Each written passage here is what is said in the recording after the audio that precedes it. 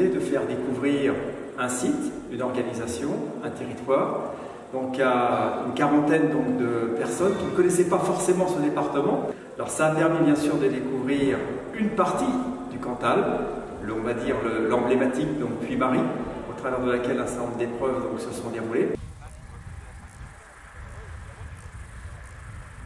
C'est une belle découverte pour moi que de voir le Puy-Marie et tous les puits alentours tout dessus.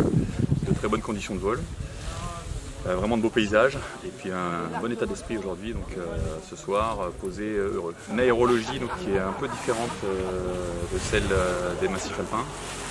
On est vraiment soumis au vent météo. Et ça donne moins de journées volables par rapport aux Alpes par exemple. Et ça reste du coup encore plus gratifiant quand les journées sont là. Et puis ça reste assez sauvage, peu de monde en l'air. Et vraiment je leur dis de très beaux paysages.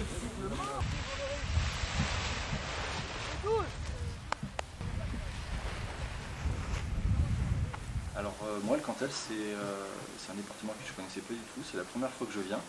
Alors c'est vrai qu'on découvre des paysages vraiment magnifiques, c'est vraiment très beau ici. Et après bon, le challenge est vraiment bien organisé, donc les vols sont très sympas et ça permet de se déplacer et puis de faire des vols qu'on n'aurait peut-être pas fait tout seul ou qu'on n'aurait peut-être pas osé d'aller aussi loin. Donc c'est vrai que c'est pas mal. Et ce qui est très sympa dans le Cantal, c'est qu'en fait le massif cantalien, et c'est quasiment, on voit tout sur site.